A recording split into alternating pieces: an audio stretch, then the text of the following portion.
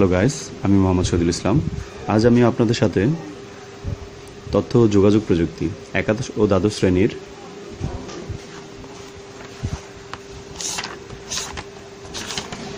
দ্বাদশ শ্রেণীর তৃতীয় অধ্যায় প্রথম অংশ সংখ্যা পদ্ধতি নিয়ে আলোচনা করব।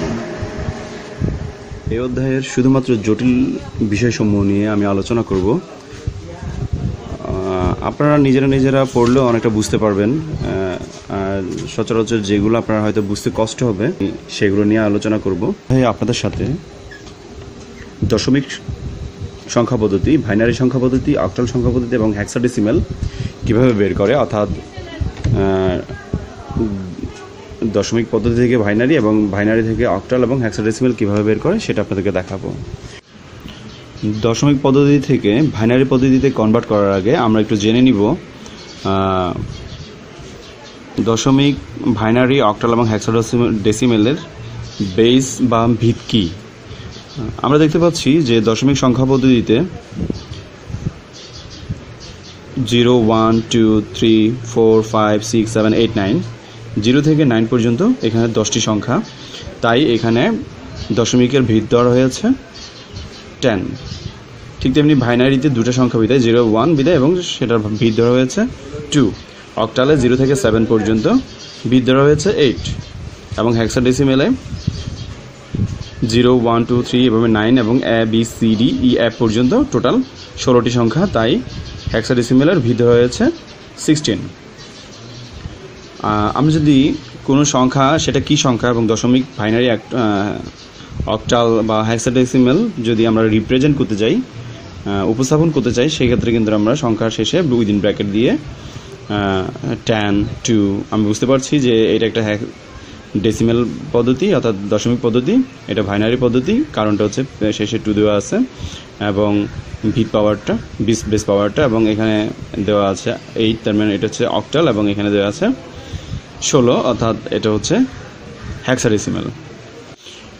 আমরা সংখ্যা পদ্ধতির বেস বা ভিত সম্বন্ধে জানতে পারলাম। এখন আমরা আজকে শিখব যে কিভাবে দশমিক পদ্ধতি থেকে বাইনারিতে কনভার্ট করতে হয়। আমরা সবাই দশমিক সংখ্যা পদ্ধতির সাথে পরিচিত, পূর্বে থেকে আমরা দশমিক সংখ্যা পদ্ধতি জানি।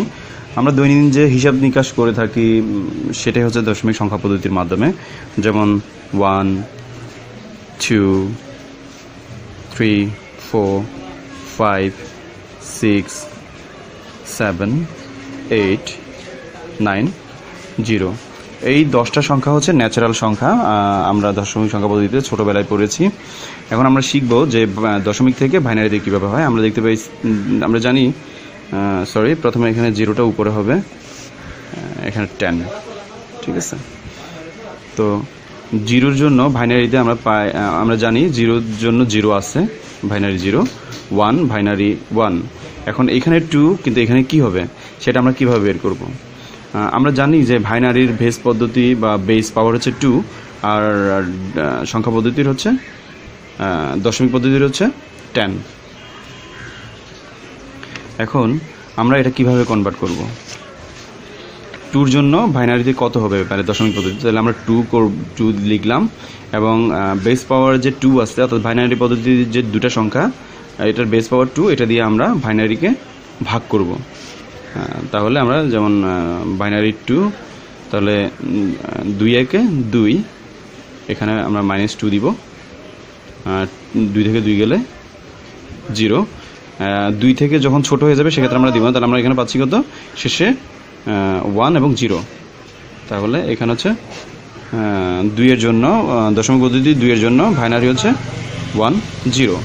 তাহলে দশমিক পদ্ধতির 3-এর জন্য বাইনারিতে কত সেটা আমরা জানবো। 3কে আমরা ভাগ করব 2 দিয়ে। তাহলে প্রথমে 2 একে 2 ইকুয়াল টু 1, তার মানে 1 and 1, তার মানে 3-এর জন্য হচ্ছে 1, 1।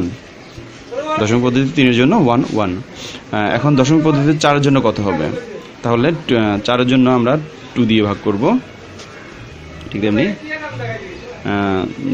2 2 4 ইকুয়াল টু 0।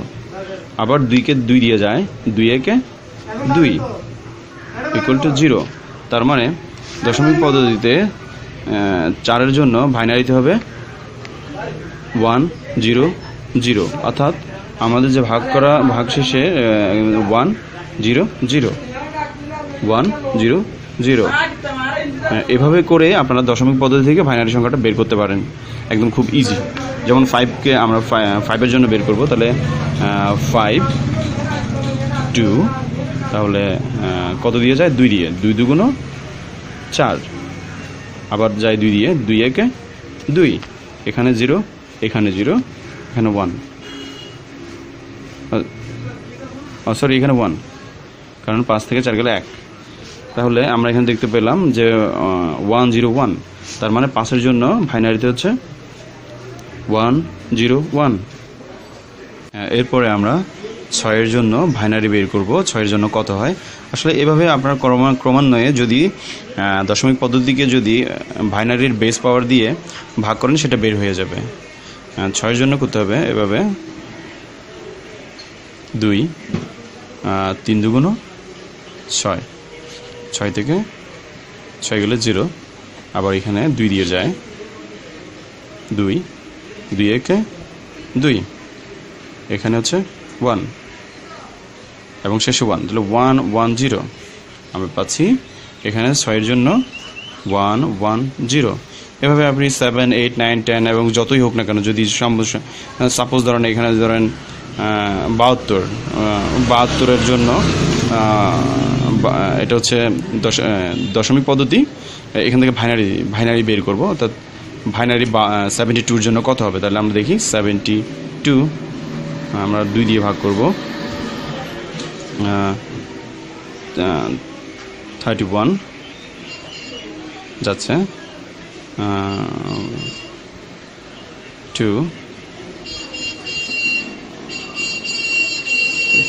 72, তারপর আবার এটাকে 2 দিয়ে যদি যায় 15 15 গুণ 30 30,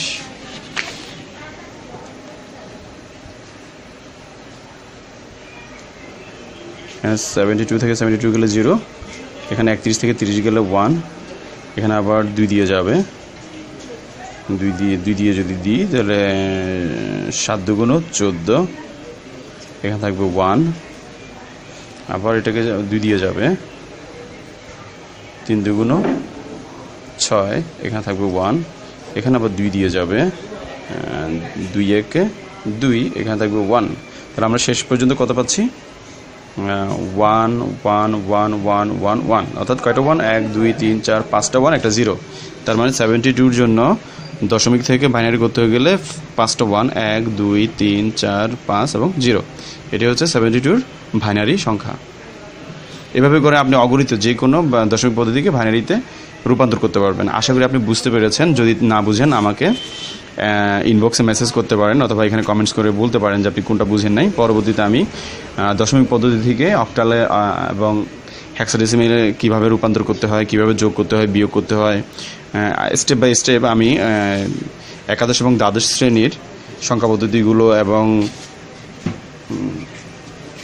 HTML কোডিং এবং CC প্রোগ্রামিং সম্বন্ধে আস্তে আস্তে আলোচনা করব। ধন্যবাদ সবাইকে।